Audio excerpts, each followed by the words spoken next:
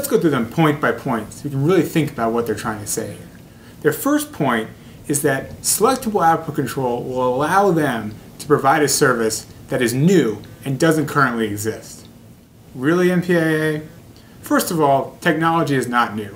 Video on demand, have you heard of that? Yeah, so have I. So has everyone. It's been around for years. Second, the content isn't new. Movies.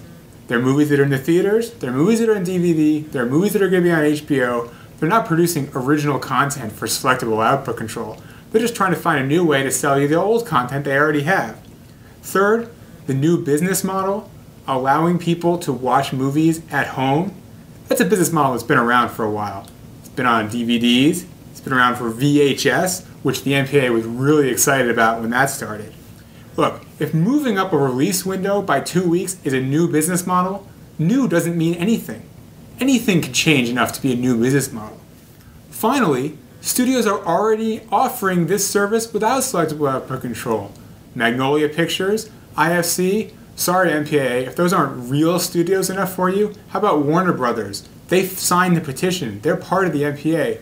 Now, Warner Brothers is saying that they just released a limited trial. But it's probably a limited trial because it's the first time they're doing it. And you know what? They'll probably do it again. Remember when Viacom said they would not release any content on HDTV if it didn't have the broadcast flag?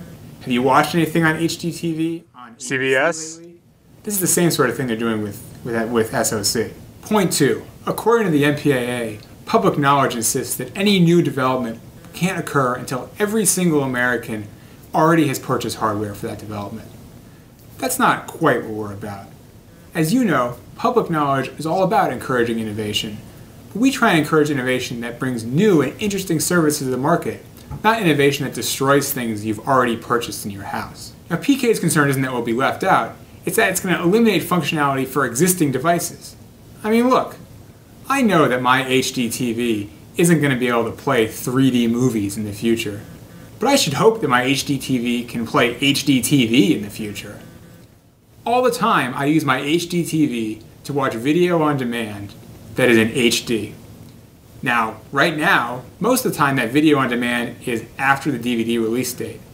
But I'm pretty sure that my HDTV will have no problems handling HD VOD before the DVD release date. Now, we're not saying that every single piece of technology has to be backwards compatible, but the MPAA brought up an interesting example of color TV.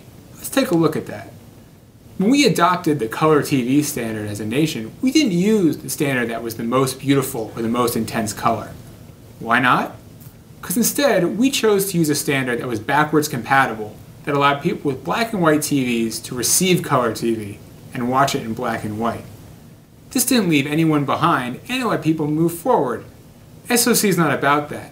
If you don't have the special Hollywood-approved digital connection, you can't watch SOC. You're stuck. Point 3.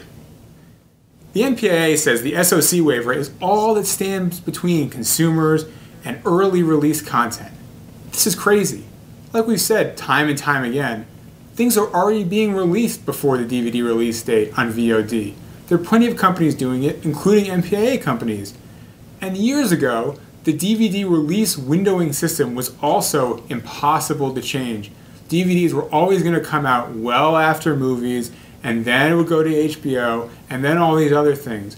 But suddenly, with competition, all of these dates are flexible. movie release dates are moving up, VOD and DVD on the same day. It's happening. That's outside the windowing system. The only thing that's stopping VOD before DVD releases is the MPAA, not the SOC. Point 4, and this is the craziest point of all. The MPAA says that Selectable Output Control is necessary to stop piracy. Well, let's break this down. First of all, the MPAA's own filing does a great example of proving where piracy comes from. Star Trek comes out on DVD on November 17th. When was it available as an excellent digital quality, according to Paramount Pictures? September 21st, months before the DVD release date.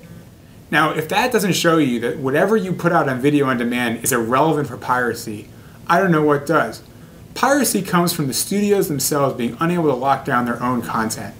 Putting a digital protection measure on something they release to people at home doesn't help everyone. I mean, studios still think that DVDs are secure formats that prevent piracy. I don't think so. It's built into Selectable Output Control to protect it from being pirated will probably be just about as effective as what's built into DVDs.